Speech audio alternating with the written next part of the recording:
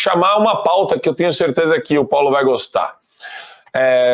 Essa eu peguei do Oi Luiz, eu achei legal a conjunção aqui de matérias.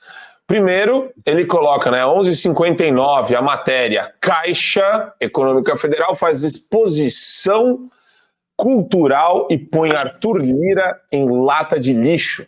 Presidente da Câmara aguarda Lula liberar nomeação para o comando da Caixa Econômica Federal e aparece de maneira derrogatória em mostra artística do Banco Estatal. E você tem em seguida, Arthur Lira. Lira mostra força e impõe novo presidente da Caixa. Olha que interessante isso, Paulo. Eu queria... Aí eu vou dar uma misturadinha de leve de pautas aqui, mas eu quero colocar aquele momento em que o Lula estava com as mulheres nos gabinetes da esplanada dos ministérios e o discurso feministoide, maravilhoso, entoado, encanteado por elas. Vamos lá. A gente tem o vídeo aí? Anunciar ao senhor, primeira mão, que a Caixa é o primeiro banco brasileiro e um dos poucos do mundo, e uma das poucas empresas, inclusive do Brasil e do mundo, a ter hoje a maioria de mulheres na alta administração. Dos 12 vice-presidentes que nós temos, 6 são mulheres e comigo na presidência são 7. E isso é graças ao seu governo, à sua política de defender a igualdade de gênero, o salário igual, o respeito à diversidade. E é um fato inédito, No Brasil é um fato inédito e nós estamos muito felizes na Caixa com a sua orientação e com certeza com essa política a inclusão nesse país vai ser de verdade. Parabéns, eu espero que logo você tenha as 12 mulheres.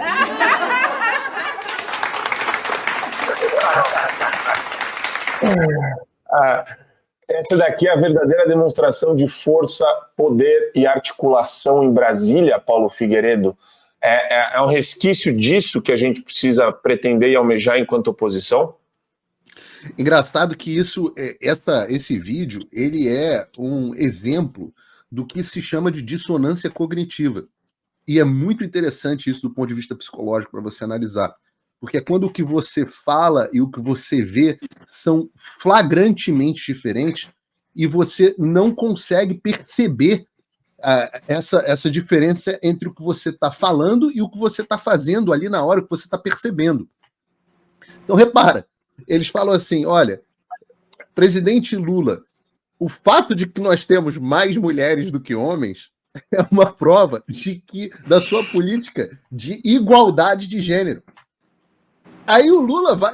Igualdade. A gente tem mais mulheres do que homens, então isso é uma prova da sua política de igualdade. Aí o Lula vai e fala, eu quero que seja todo mundo mulher. E isso é uma prova da minha política de igualdade. Eu falo assim, mano, não é possível que você seja tão tapado que você não perceba que se você acredita em igualdade, e no caso existe uma diferença entre equidade e igualdade, mas se você acredita em igualdade, equidade, no caso, que é o que esses caras pensam que é igualdade de resultados, você deveria ter metade do mulher e metade homem, e não todas as mulheres. Mas é o exemplo ali da dissonância acontecendo ao vivo. Essas pessoas realmente acham que está bonito o que elas estão fazendo. Então, esse é o primeiro ponto dessa história. Aí, quando a gente entra na questão do Arthur Lira, da Caixa Econômica, etc., eu acho bacana porque dá para a gente desembrulhar algumas coisas. Primeiro, os dois mundos, Quem faz essa exposição da Caixa, quem aprova esse troço, não são os diretores da Caixa Econômica. São as pessoas que estão ali nos níveis mais inferiores. E você tem anos e anos e anos de aparelhamento dessa empresa estatal pública, que eu claramente defendo a privatização, porque eu sou radical como privatista. Muita gente diz, a Caixa e o Banco do Brasil não pode mexer. Eu falo, não pode mexer, é o escambau. Manda todos esses militantes para a rua e bota um sistema bancário para funcionar com agentes livres e privados. Mas, e claro que você pode ter algumas salvaguardas de operação para não prejudicar as comunidades menores, mas não tem nenhum motivo para ficar empregando esses militantes que estão lá embaixo, que estão ali dentro, e que estavam ali dentro mesmo durante o governo Bolsonaro. Ora, Vocês nunca viram as exposições que o Centro Cultural Banco do Brasil fazia no Rio de Janeiro? É tudo de esquerda, é tudo militante. A Caixa Econômica, para baixo, ela é toda militante esquerda, porque são anos e anos e anos de aparelhamento de um pensamento sindicalista, de um pensamento... O Sindicato dos Bancários é um dos mais fortes do Brasil, né? Inclusive com o seu ex-dirigente envolvido em tantos escândalos de corrupção que a gente não dá nem tempo de falar aqui. Então, não importa quem estiver na diretoria, que embaixo você vai ter esses militantes. E o que esses caras... qual é a relação deles com Arthur Lira, com o Rodrigo Pacheco, com esses caras todos meio desse centrão não ideológico? A relação deles é de ódio. A relação deles é de desprezo. Então, o Arthur Lira convive... o outro lado da moeda é que a relação do centrão, tanto com a esquerda quanto com a direita, é de absoluta indiferença.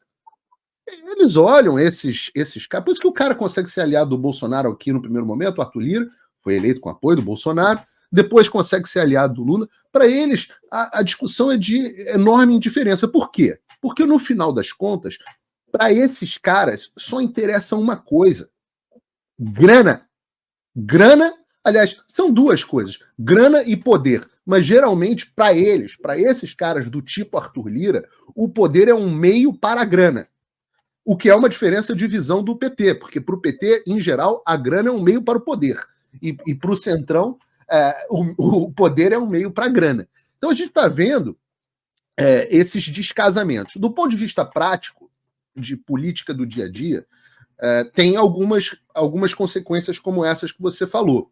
E eu tenho um pouco de medo disso. Tem duas formas de você ver esse cenário. A primeira delas é o governo Lula, mesmo com toda a quantidade colossal de emendas, de ministérios e etc. que ele liberou, ele não está conseguindo manter uma base no Congresso forte o suficiente para aprovar a agenda aloprada deles. Eles estão conseguindo comprar em parte, mas eles são tão aloprados que eles não estão conseguindo comprar tudo, né? Isso chegou a um ponto onde eles tiveram que perder a queda de braço em relação à Caixa e o Lula teve que entregar a Caixa. Essa é uma maneira de ver a história.